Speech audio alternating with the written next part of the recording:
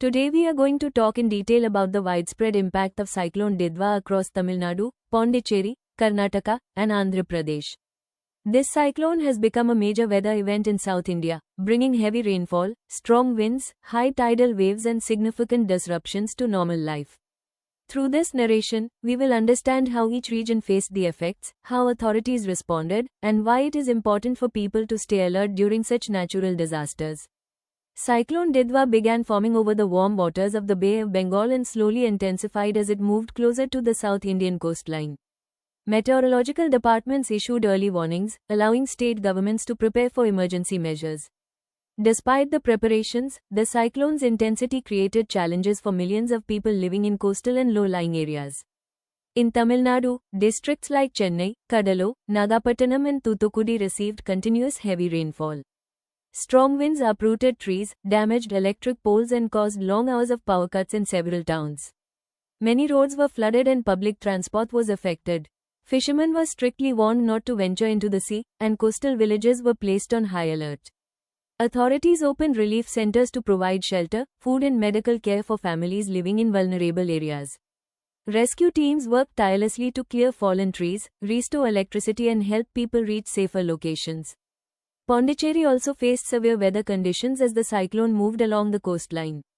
The strong winds disrupted daily life in many areas and caused damage to small houses, roadside shops and fishing boats. The sea became extremely rough, and the tides rose higher than usual, forcing people living near the shore to shift temporarily to safer zones.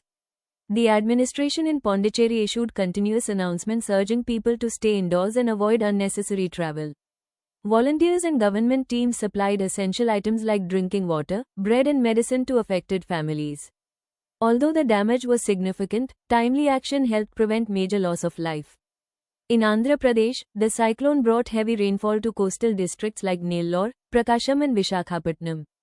The strong winds and rain caused flooding in agricultural fields, affecting farmers who were preparing for harvest. Several rivers and canals swelled beyond normal levels, raising concerns of flash floods in certain regions. Disaster management teams were deployed to monitor water flow and evacuate people from risky zones. Fishermen in Andhra Pradesh were among the most affected as they lost their daily income due to sea restrictions. Still, the community remained supportive and cautious. Schools and offices in coastal districts were temporarily closed to ensure public safety.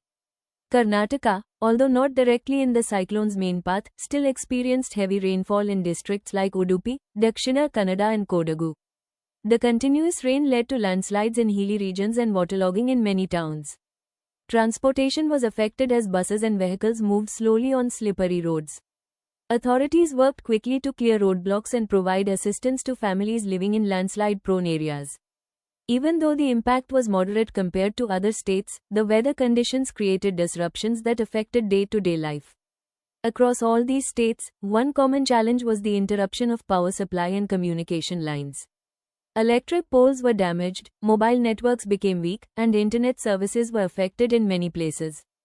Despite these difficulties, teams from the Disaster Response Force, local police, fire services and volunteers coordinated efficiently to manage the situation. Their quick action helped reduce the risks faced by the public. Cyclone Didwa also reminded everyone of the importance of early preparedness.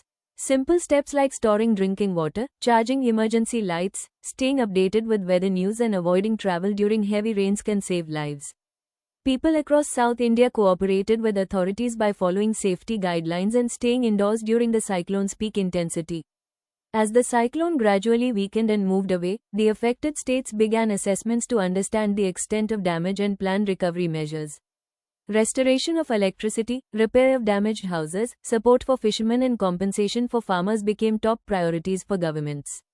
Cyclone Didwa has shown once again that natural disasters cannot be controlled, but with unity, awareness and preparedness, their impact can be reduced. Let us hope for the safety and recovery of all the affected families and pray that normal life returns soon.